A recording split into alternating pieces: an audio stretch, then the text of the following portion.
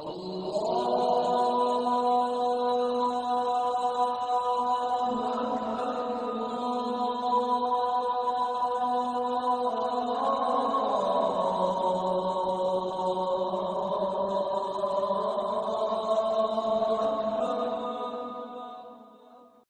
لله رب العالمين والعاقبة للمتقين والصلاة والسلام على أشرف الأنبياء والمرسلين نبينا محمد وعلى آله وصحبه أجمعين.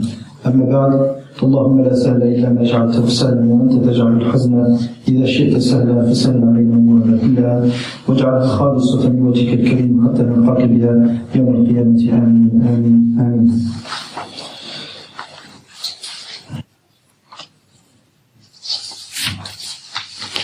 Donc nous étions arrivés la dernière fois, on était en train de parler des annulatifs du tawhid d'Allah subhanahu wa ta'ala dans son jugement. Nous en avions cité un certain nombre, je vais reprendre ce qui a été dit dans le cours dernier, vu que pas beaucoup de monde était là. Donc je vais rappeler un certain nombre de choses qui font partie des annulatifs du tawhid d'Allah subhanahu wa ta'ala dans le jugement. Quiconque fait l'un d'entre eux sortira de l'islam. فسأذكر بعض الأمور التي تناقض أو تنقض توحيد الله سبحانه وتعالى في حكمه. فمن اقترف واحدة منها فقد خرج من الإسلام ودخل في الشرك والكفر أعاذني الله وإياكم منها. Donc le cinquième point ou le sixième point.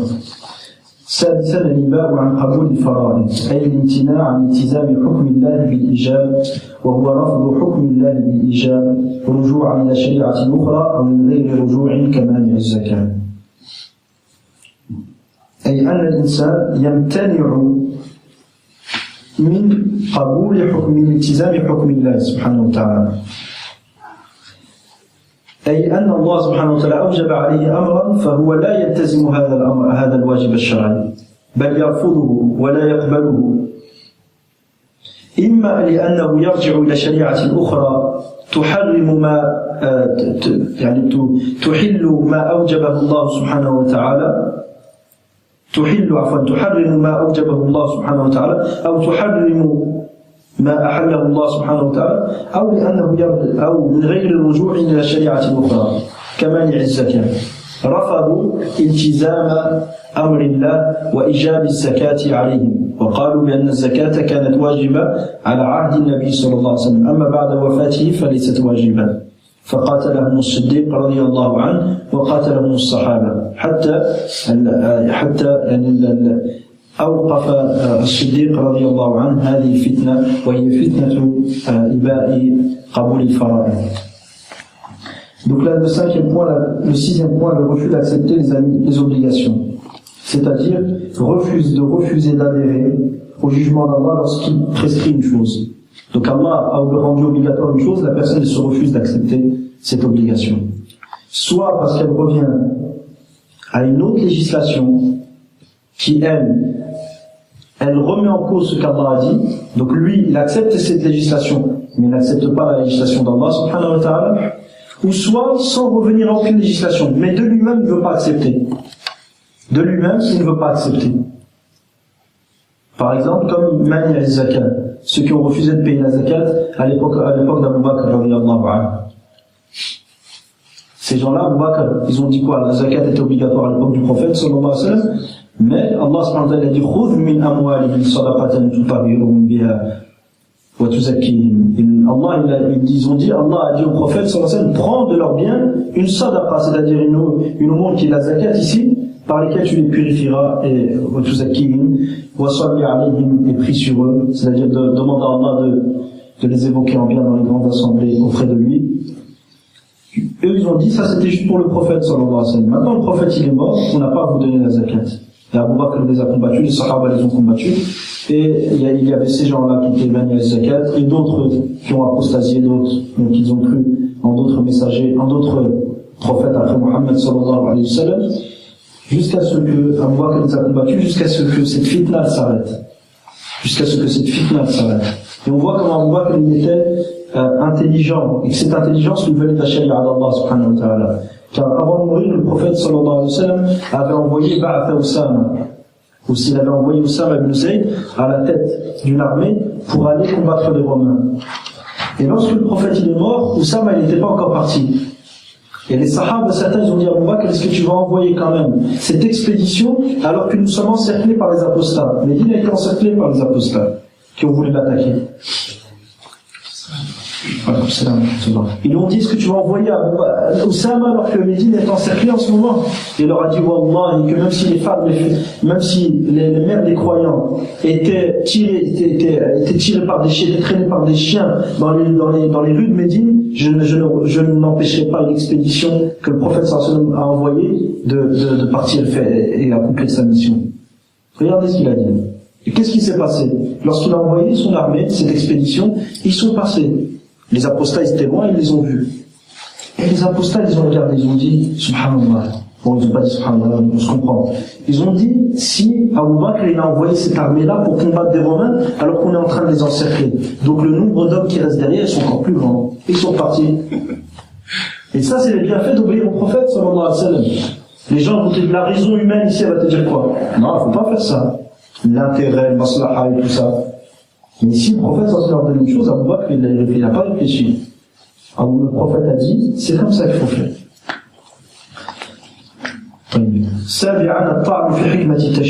Le septième annulatif du tawhid dans le jugement. Donc, de dénigrer la sagesse, dans les Inch'Allah, je rappelle juste une chose générale, Inch'Allah. Certains salafs, lorsqu'ils étaient à des assemblées de sciences, regardez comment ils faisaient avec leur stylo. Ils faisaient tout doucement, ils prenaient leur feuille, ils les prenaient, ils tournaient tout doucement pour pas que ça s'entende. Il faut faire attention. Ce genre de comportement, certains vont te dire, oui, mais alors c'est abusé, je viens pour apprendre. Mais wallah, qu'il y a une baraka dans la science de ces gens-là. Leurs feuilles, ils les tournaient tout doucement pour pas que le professeur les entende. Leur stylo aussi, tout doucement. Donc là, dénigrer la sagesse des législations. C'est-à-dire Allah a ordonné des choses, a permis des choses, a interdit des choses, mais la personne elle dénigre ça. Elle le remet en cause.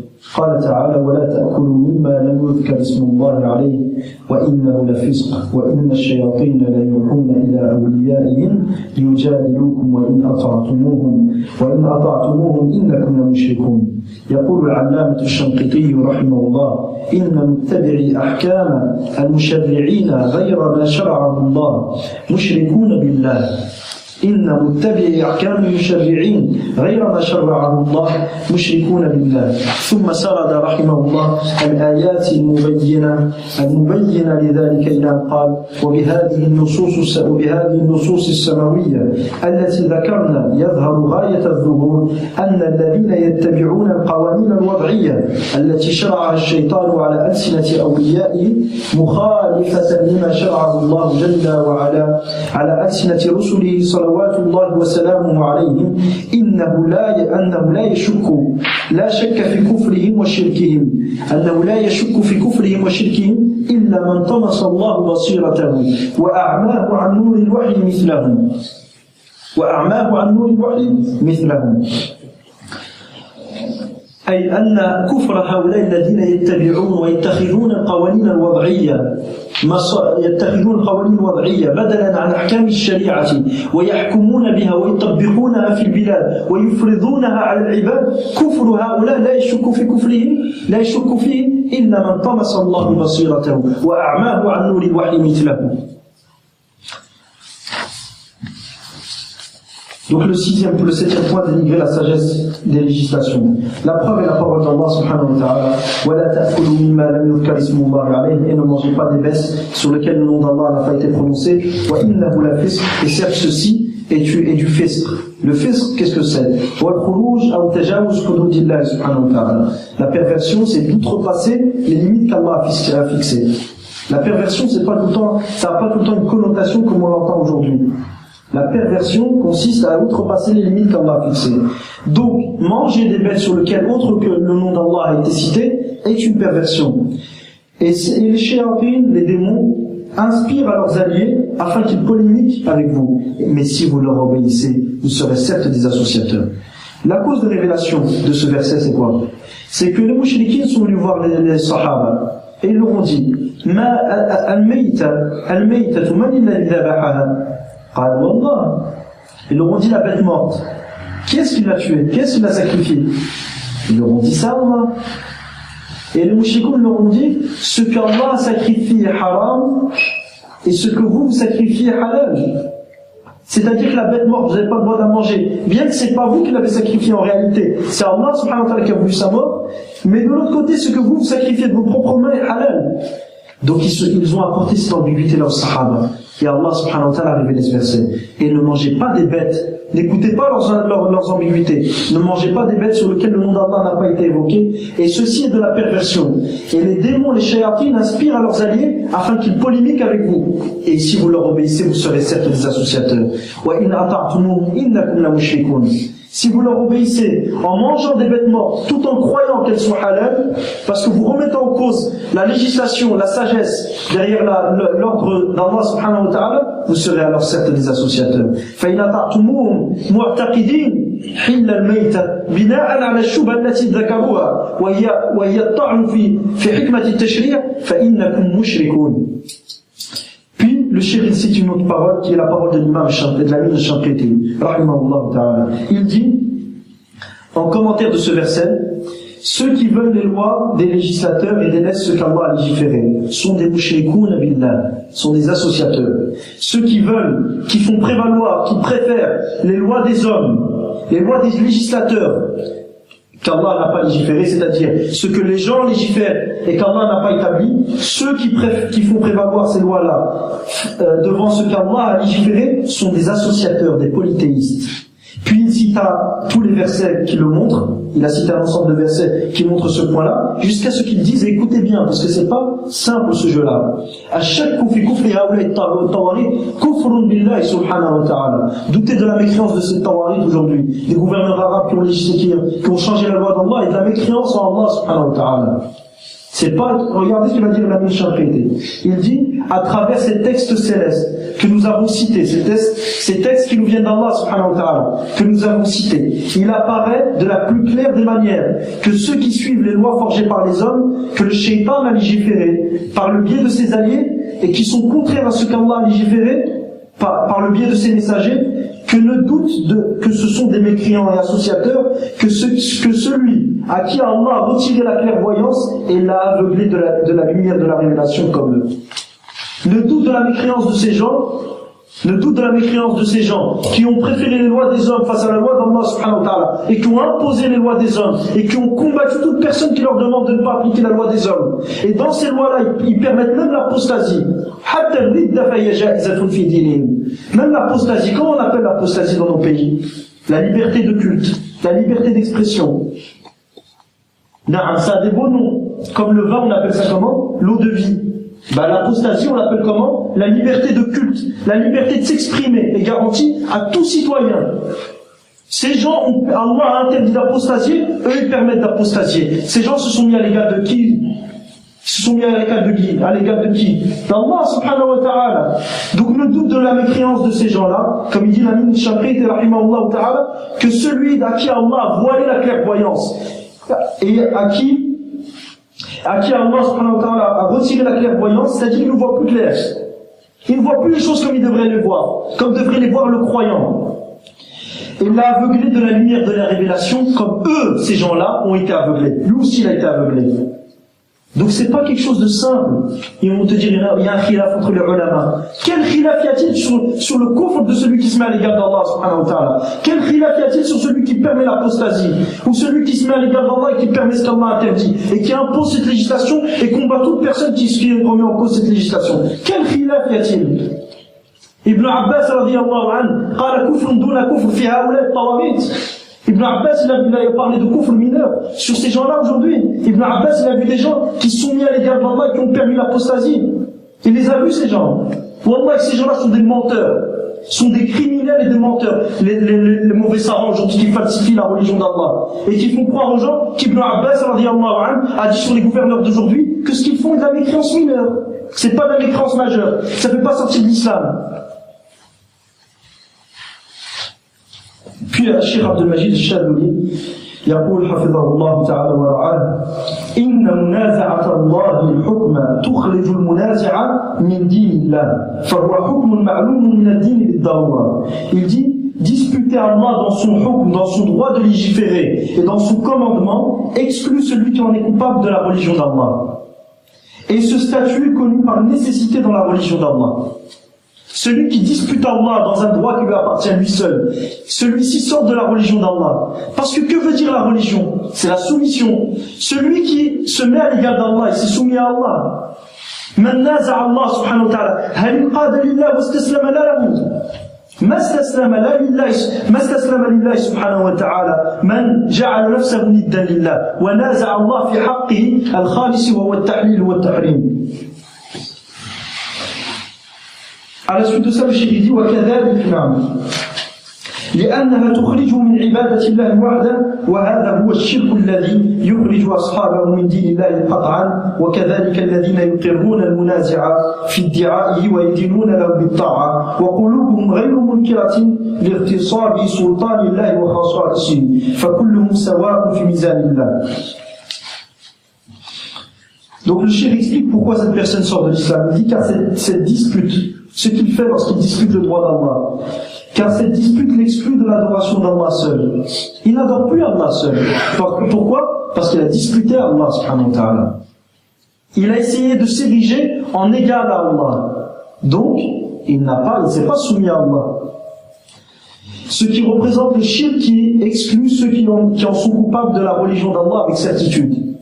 Et dans ce même cas, et ça c'est dangereux aussi, entre ceux qui approuvent ce criminel lorsqu'il s'est accaparé le droit d'Allah, et s'y soumettent par leur obéissance sans que leur cœur ne désapprouve le fait qu'il se soit accaparé le pouvoir d'Allah et sa spécificité. Tous ceux-là ont le même statut et sont égaux dans la balance, dans le jugement d'Allah subhanahu wa ta'ala. C'est-à-dire ceux qui ne voient aucun mal à ce qui se passe aujourd'hui. Ils te disent c'est normal. Après tout, est-ce qu'on peut vivre comme ça? Est-ce qu'on peut vivre? On n'a pas le choix. Ils ne voient aucun mal aujourd'hui. Beaucoup de gens sont des laïcs aujourd'hui, malheureusement. Et ils disent là, il est normal, ils sont laïcs en réalité quand tu rentres dans le vif du sujet. L'application de la charia, ça ne leur traverse même pas l'esprit. On ne parle pas d'appliquer la charia en termes de kufr, parce que les peines ne sont pas appliquées en termes de kufr. Nous, on ne demande pas l'application de la charia ici, mais on demande que les termes où la charia a été appliquée, qu'elle soit à nouveau appliquée. Le 8e annulatif, يقول الاستهزاء يقول تعالى ولئن سألتهم ليقولن إنما كنا نخوض ونلعب قل أبالله وآياته ورسوله كنتم تستهزئون لا تعتذروا قد كفرتم بعد إيمانكم إن نعفو عن طائفة منكم نعذب طائفة بأنهم كانوا مجرمين. فهؤلاء لما تنقصوا النبي صلى الله عليه وسلم حيث عابوه والعلماء من أصحابه واستهانوا بخبره أخبر الله أنهم كفروا بذلك وإن قالوه استهزاء فكيف بما هو أغلظ من ذلك كلاما منقولا من الصارم المسلول الصفحة 33. Donc le 8e annulatif, c'est la moquerie de la religion. Se moquer de la religion d'Allah, se moquer de la loi d'Allah, annule l'acceptation que le seul qui détermine, le seul qui a le pouvoir de commandement, c'est Allah subhanahu wa ta'ala.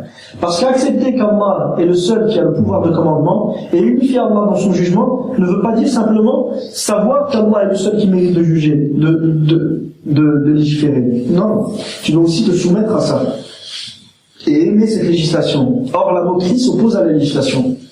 الاستهزاء يناقض حب شريعة الله سبحانه وتعالى فمن استهزأ فلم يحب الله وشرعه كما أمر الله سبحانه وتعالى به فلا يجتمع الاستهزاء والحب في قلب رجل واحد هذا من المستحيل. Donc le 8e annulatif, la moquerie, la preuve est la parole d'Allah, et si tu les questionnes, ils te diront, nous ne faisions que blaguer, que nous amuser, plaisanter.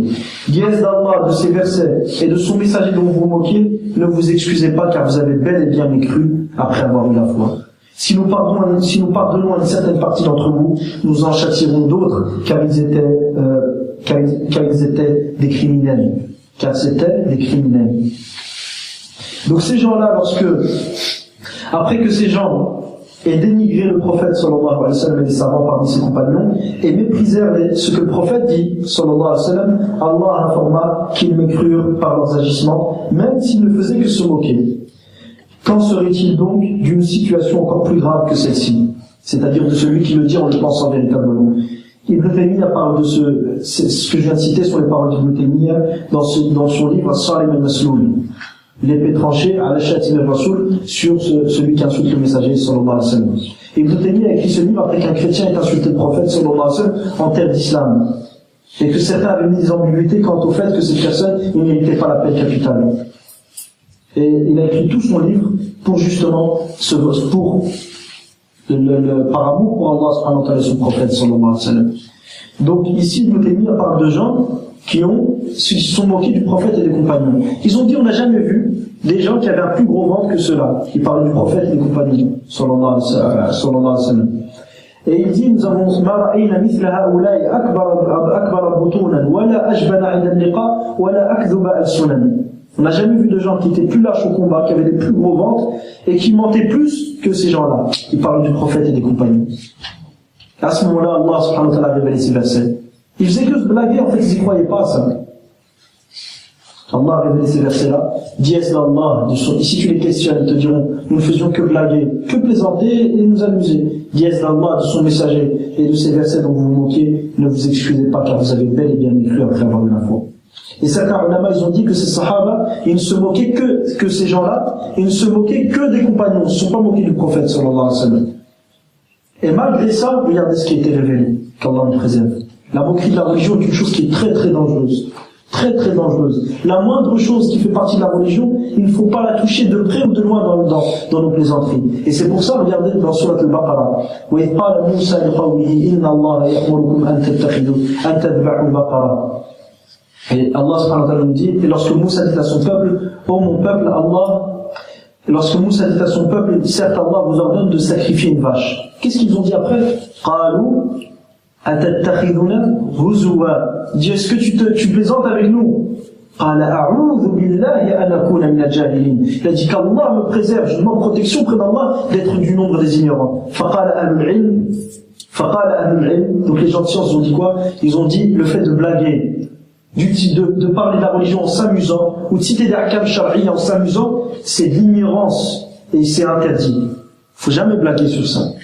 Faut jamais blaguer sur ça. La religion, tu la laisses de côté et les blagues c'est autre chose. Les sahaba ils s'amusaient entre eux, mais jamais il y avait la notion de la religion dedans.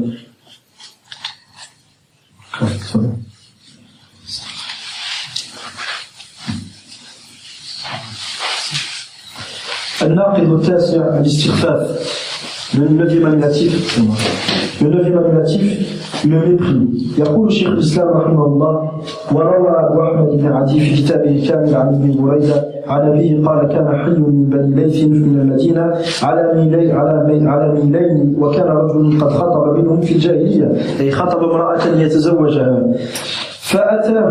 فلم يزوجوه فأتاه وعليه حلة فقال إن رسول الله أي أتاه بعد إسلامه فقال له إن رسول الله صلى الله عليه وسلم كساني هذه الحلة وأمرني أن أحكم في أموالكم ودمائكم ثم انطلق فنزل على تلك المرأة التي كان يحبها فأرسل القوم إلى رسول الله صلى الله عليه وسلم فقال كذب عدو الله ثم أرسل رجلا فقال إن وجدته حيا وما أراك تجده حيا فاضرب عنقه وإن وجدته ميتا فأحرقه بالنار قال فذلك قول رسول الله صلى الله عليه وسلم من كذب علي متعمدا فليتبوأ مقعده من النار. Donc le mépris, Cheikh Islam ibn Taymiyyah dit, Abu Ahmad ibn Adi dans son livre Al-Kamil cite selon Ibn Burayda, selon son père, il dit l'une des tribus de Banu Layth vivait à 2 miles, donc ça fait 2 km 600 à peu près, vivait à 2 miles des tribus vivait à 2 miles de Médine. Et ils avaient refusé de marier l'une de leurs femmes à un homme lors de la jahiliya avant l'islam. Quelqu'un était venu pour se marier, ils lui ont dit non, on ne veut pas te marier. Cet homme, après l'islam, se présenta un jour. habillé, donc il s'est présenté un jour à eux et il dit, le message d'Allah sallallahu alayhi wa sallam m'a donné cet habit, il avait un habit avec lui, pour m'en habiller, donc il me l'a donné pour que je le porte et il m'a ordonné de juger dans les disputes qui concernent vos biens et votre sang, c'est-à-dire si jamais l'un d'entre vous il frappe l'autre, l'un d'entre vous tue l'autre. Puis il s'en alla et a été chez la femme qu'il aimait, la femme avec qui il voulait se marier. Donc il est venu comme si c'était sa femme et qu'il a le droit de faire tout ce qu'il est en train de faire. Et les gens ont alors prévu le message d'Allah sallallahu alayhi wa sallam qui dit cet ennemi d'Allah a menti. Cet ennemi d'Allah a menti. Puis il a envoyé un homme lui disant si tu le trouves, si tu le trouves bien que je ne pense, si tu le trouves vivant, bien que je ne pense pas que tu le trouveras vivant, coupe-lui alors la tête. Et si tu le trouves mort, brûle-le. Et il dit, celui qui rapporte ce texte, ceci est le sens donc de la parole du message d'Allah sallallahu alayhi wa sallam, quiconque profère sur moi un mensonge volontairement, qu'il prépare sa place dans le feu. Puis Ibn Taymiyyah rahimahullah dit, il est à savoir que proférer volontairement des mensonges à son encontre sallallahu alayhi wa sallam est une moquerie et un mépris car il prétendait que des choses lui furent ordonnées alors que ce n'est pas le cas. Il se peut même que ces choses ne peuvent pas être ordonnées. Il se peut que ces choses-là ne peuvent pas être ordonnées car c'est des choses que la charia ne vient jamais ordonner. Et il se peut même que ces choses ne peuvent en aucun cas être ordonnées, ce qui est une manière d'accuser le prophète sallallahu alayhi wa sallam de bêtises, d'ordonner des choses qui sont mauvaises et de ne pas savoir ce qui est véritablement utile aux gens, ou encore qu'il informe de choses qui sont fausses. Donc lorsque la personne vient et mentionne le prophète sallallahu alayhi wa sallam, il se peut qu'il informe de choses qui sont fausses dans la charia, ce qui revient à accuser le prophète sallallahu alayhi wa sallam, ou il se peut qu'il informe au sujet du prophète sallallahu alayhi wa sallam de choses qui sont fausses, ce qui revient à accuser le prophète de quoi? De menteur. Et ceci est une mécréance claire qu'Allah nous en préserve. Les références au Salim al-Masoul, volume page 155-156. Juste une dernière chose, أن يقرأ الكلام باللغة العربية. قال فذلك قولنا ثم قال يقول ابن تيمية فإن تعمد الكذب عليه صلى الله عليه وسلم استهزاء به واستخفافا لأنه يزعم أنه أمر بأشياء ليست مما أمر به بل وقد لا يجوز الأمر بها وهذه نسبة له إلى السفه أو أنه يخبر بأشياء باطلة وهذه نسبة له إلى الكذب وهو كفر صريح. انتهى كلامه رحمه الله من الصارم المسلول الصفحة 75 بعد 100 الأولى إلى الصفحة 76 بعد 100 الأولى. Donc on voit ici celui qui ment sur le prophète sallallahu alayhi wa sallam en changeant la charia d'Allah, en permettant ce qu'Allah a interdit, en interdisant ce qu'Allah a permis, la khilafa bayna al-ilm annahu kafir. Il n'y a aucune divergence entre les savants et les mécréants. Parce que c'est une manière de mépriser la religion d'Allah. Donc il faut faire très très attention. Combien sont nombreux les gens qui agissent de la sorte et qui se permettent de parler sur la religion d'Allah sans aucune science, falsifiant la religion d'Allah, permettant ce qu'Allah a interdit, interdisant ce qu'Allah a permis, méprisant la charia, se moquant de la charia. عافاني الله وإياكم وجزاكم الله خيرا وأقول قولي هذا وأستغفر الله لي ولكم ولسائر المسلمين من كل ذنب فاستغفروه إنه هو الغفور الرحيم.